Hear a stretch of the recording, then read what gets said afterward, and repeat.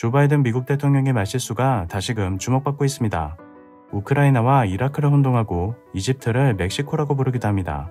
또 팔레스타인의 하마스를 기억해내지 못하는 등 최근 연달아 화제를 불러오고 있는데요. Yes, I'm sorry. 바이든은 오래전에도 종종 이름을 헷갈린 적이 있었지만 이제는 단순 실수가 아닌 기억력 감퇴 문제로 지적을 받고 있습니다. 연이은 논란에 반대파들은 그가 너무 나이가 많은 것이 아니냐는 공세를 퍼붓고 있죠.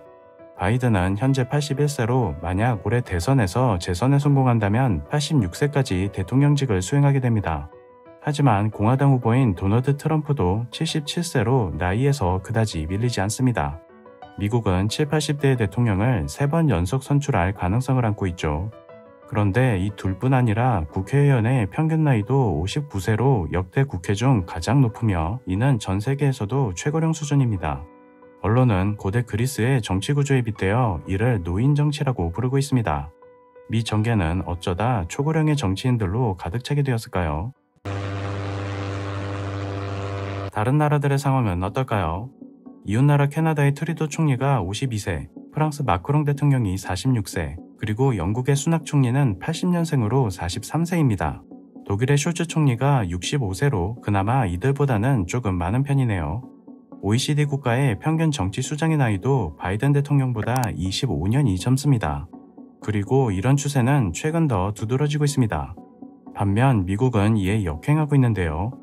현재 역대 가장 고령의 대통령이 재임 중이며 국회의원 중 80세가 넘는 사람은 20명에 이릅니다.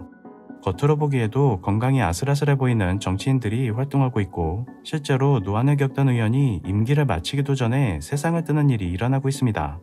이러니 이들이 나이 관련 얘기에 예민할 만하죠. That is your judgment. That is your judgment. 많은 경험을 가진 것이 정치인에게 장점일 수 있지만 많은 나이는 명확한 단점으로도 작용합니다. 고령의 대통령에 대해 언론이 가장 우려하는 부분은 육체적 건강입니다. 세월이 흐르면서 신체가 약해지는 것은 자연스러운 일이지만 미국의 대통령이라는 중요성을 고려할 때 건강도 주요 자격 요건으로 거론될 수밖에 없습니다. 바이든 대통령은 유독 자주 넘어지는 모습을 보이면서 늘 건강에 대한 의심을 받아왔는데요. 이를 의식한 듯 애써 젊게 보이려는 듯한 모습들은 뭔가 어색해 보이기까지 합니다. 정신건강은 정치인에게 더 민감한 주제입니다. 공직 수행 능력뿐 아니라 선거 결과로도 직결되죠. 노화로 기억력이 감퇴하더라도 유권자에게는 그런 모습을 보여서는 안 됩니다. 만약 이것이 치매로 의심받는다면 정치 생명에 치명적일 수밖에 없습니다. 실제로 워싱턴의 한 약국에서는 국회의원들에게 알츠하이머 약을 처방했다고 밝혀 화제가 되기도 했는데요. 그러니 특히 보좌관들은 가능하면 대중들에게 이런 모습을 보이지 않기 위해 많은 신경을 써야 합니다. 노년에 편중된 국회는 정책적으로도 문제가 될 수 있습니다. 미국인의 평균 연령은 39세입니다. 59세 이상의 국회의원들이 과연 미국 시민들을 대표한다고 자신할 수 있을까요? 높은 연령대의 의원들은 학자금 대출 제도보다 노후 복지 정책을 우선시할 수도 있습니다. 기술 관련 문제에 대한 관심이 덜할 수도 있죠. 이런 의원들의 비율이 비대해진 국회는 다양한 계층의 의견이 반영되기 어렵고 변화보다는 과거의 방식에서 안정을 찾는 성향이 뚜렷해집니다. 정치가 미래지향적이거나 최소한 평균적인 대표성이라도 가지려면 젊은 정치인들이 더 많아질 필요가 있는 것이죠. 그럼 미국은 왜 정치계의 연령이 낮아지지 않고 있을까요? 이것은 시민들이 나이가 많은 정치인을 선호한다기보다 젊은 정치인들이 배출되기 어려운 선거 시스템 때문입니다. 2020년 대선 중 바이든 진영은 2조 원이 넘는 선거 자금을 사용했고 2022년 국회의원 선거에는 12조 원에 육박하는 비용이 들어갔습니다. 후보 한 명으로 따져도 보통 25억 원 정도의 돈이 필요한데요. 초선의 젊은 후보가 조달하기엔 너무도 큰 액수죠. 이들이 놓친 기회는 자연히 기존 세대에게 돌아갑니다. 선거 재정 시스템은 일정 수준의 나이에 이르기까지 정치에 발을 들일 수 없도록 하는 보이지 않는 장벽의 역할을 합니다. 하원 25세, 상원 30세, 그리고 35세부터는 대통령에 출마할 수 있도록 되어 있는 제도는 지금의 세대에게는 허울뿐인 것이죠. 하지만 미국의 베이비 부머들은 조금 다른 시대를 살았습니다.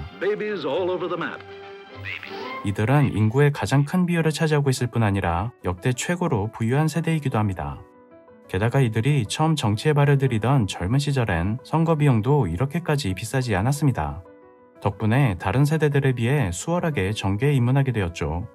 이후 선거 비용은 급격하게 상승했고 조선 후보와 달리 폭넓은 인지도를 확보하고 있던 현직 의원들은 어렵지 않게 정치 기부금을 확보할 수 있었습니다. 기존 의원들이 유리한 위치에서 시작한 선거 캠페인은 바로 결과로 나타납니다. 재선은 정계에서는 아주 쉬운 일이었죠. 트럼프처럼 큰 부를 소유했거나 바이든처럼 오랜 정치 경력을 쌓은 후보들이 정치계 최종 단계인 대통령 자리까지 어렵지 않게 오를 수 있는 이유입니다.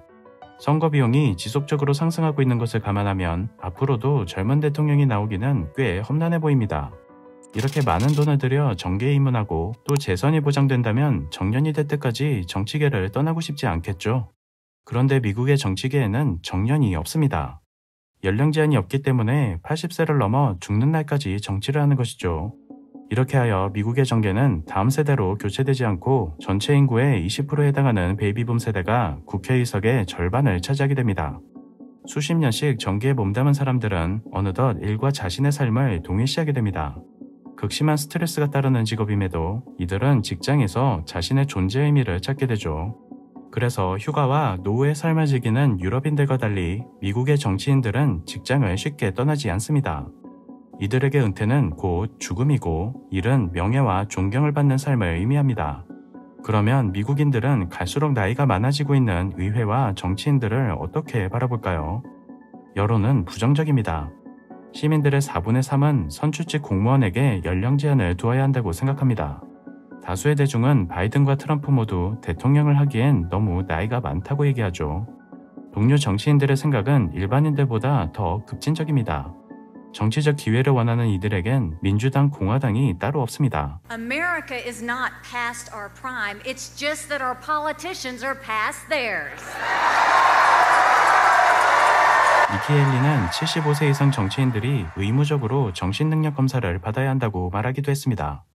헤일리 또한 경선 후보이기 때문에 라이벌을 겨냥했다면 민주당의 일반 하원 후보의 생각은 어떨까요? Joe Biden was right when he said it was time to pass the torch to a new generation of Americans 32 years ago. He's still right today. 다음 세대들이 정치를 이어받아야 한다는 주장은 어제 오늘의 얘기가 아닙니다. 물론 이제는 평균 연령이 크게 오르고 노령에도 많은 사람들이 건강을 유지하고 있습니다.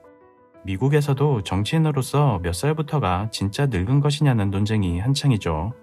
또 유권자들이 젊은 정치인의 필요성을 얘기하지만 정작 이것이 투표로까지 이어지지는 않습니다. 하지만 나이를 이용한 네거티브 정치전은 미국에서 그 어느 때보다 뜨겁습니다. 후보들의 나이는 올해 대선에 변수로 작용하게 될까요?